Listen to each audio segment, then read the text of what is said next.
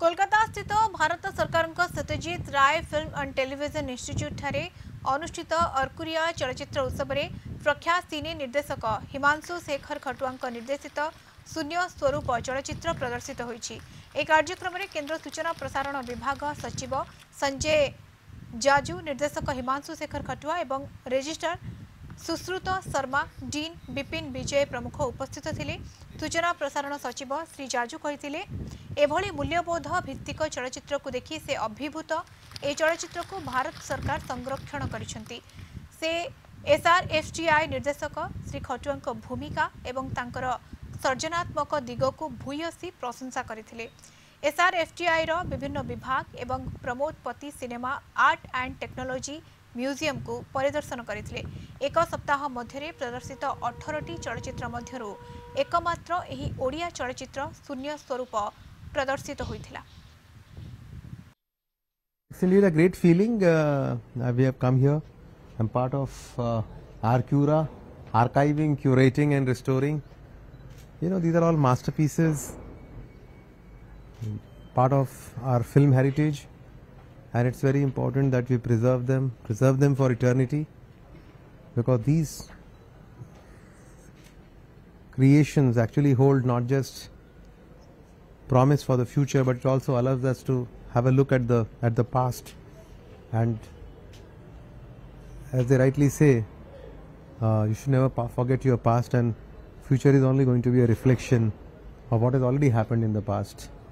So I think it's a great feeling to be here in the institute, and I'm sure this institute will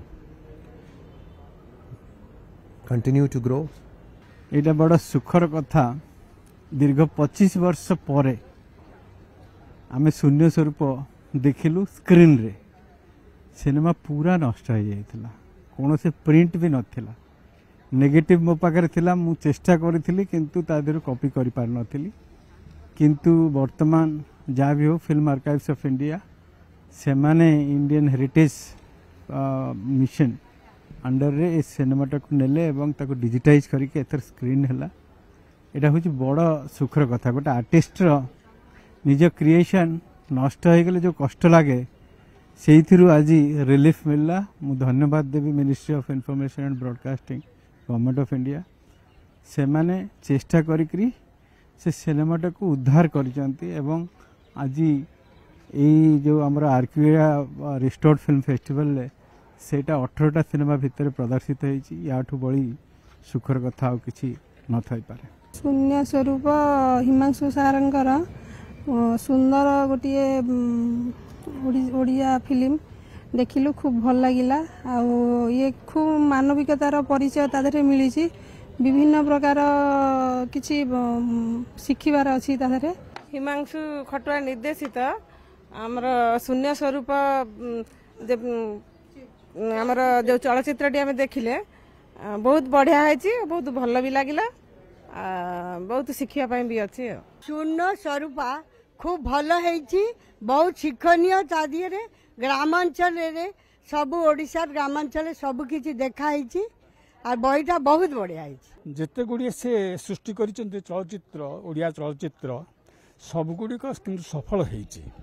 केवल ओडिशा परिसीमा भितर नुहे, ओडिशा बाहर मध्य चलचित्र गुड़िक बेसी प्रसिद्ध। से तो विभिन्न चलचित्र भारतीय मान नेशनल लेवल रे मध्य से पुरस्कृत होइचंती, सम्मानित होइचंती।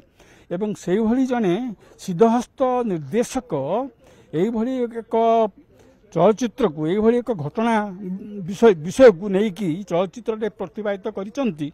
सेटा होची हमर गर्व एवं एटा तो केवल ओडिशा नुहे, ओडिशा बाहर मध्य आर एटा प्रभावित करिवो। तो विषय ओडिशा संस्कृति विषय एटा फिल्मटा तो एटा भल लागिला हमको। ए भला फिल्म तैयारी करा जाऊ, जातीय पुरस्कार मिलू। हिमांशु सर को हमर अनेक अनेक ये शुभेच्छा। 1997 मसीह जन युव निर्देशक यही धरणर सिनेमा तैयारी करवा विरल। से समय ओडिशार कला संस्कृति, ओडिशार भास्कर्य को लेकिन जो भली चित्र प्रदर्शन कराई अविस्मरणीय।